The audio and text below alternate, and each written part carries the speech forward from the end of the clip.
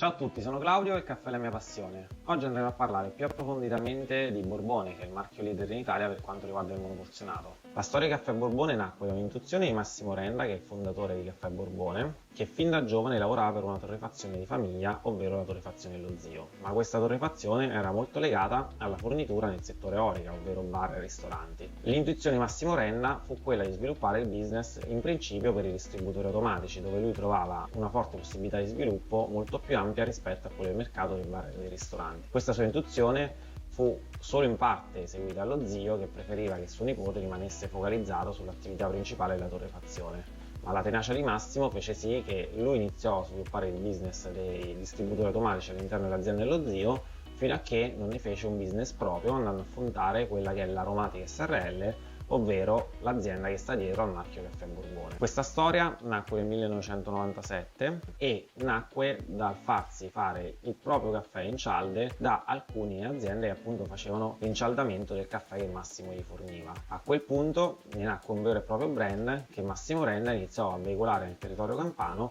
tramite una rete di agenti che andò a costruire e a dividere per zone in maniera tale da essere presenti su tutto il territorio napoletano. La sua offerta di lancio comprendeva una macchinetta in comodato d'uso da prestare agli acquirenti e un kit di 25 cialde da far assaggiare, comprensivo anche di bicchierini e palette. In questa maniera il proprio agente aveva un veicolo per far provare il caffè e tornare dopo 3 giorni e vedere se il caffè era terminato, finito, apprezzato, e in quel caso la vendita ovviamente si sarebbe conclusa. Poi nacque, come racconta anche lo stesso Massimo Renda, da una serata davanti a un bicchiere di vino nacque l'idea del marchio Caffè Borbone, che comunque legava alla Campania e a Napoli il nome di questa azienda, proprio Napoli, perché Napoli, come sapete, nel periodo borbonico era la città più importante d'Italia, la seconda d'Europa e addirittura la quinta del mondo, e con il suo porto transitavano tante merci, tra cui tanto caffè, da cui nacque la tradizione napoletana del caffè. Passando ai giorni nostri, Caffè Borbone è una storia di successo incredibile, cresce a 2 cifre anno su anno e oramai in 7 anni è passata da soli 19 milioni di euro con 10 dipendenti a 140 milioni di euro e 160 dipendenti dati aggiornati a oggi. In più, pochi anni fa è stata acquisita per il 60% da un fondo italiano che ne ha ricomprato alla proprietà di Massimo Renda appunto il 60%. Massimo Renda rimane alla guida dell'azienda, sta cercando appunto di estendere il proprio confine da quello prettamente nazionale a quello internazionale, grazie appunto all'arrivo di questo fondo di investimento. Vi chiedo infine un'ultima cortesia: mettete un like a questo video, mi stimolerà a farne tanti altri, anzi scrivete nei commenti anche quali sono i prossimi video che vorreste vedere.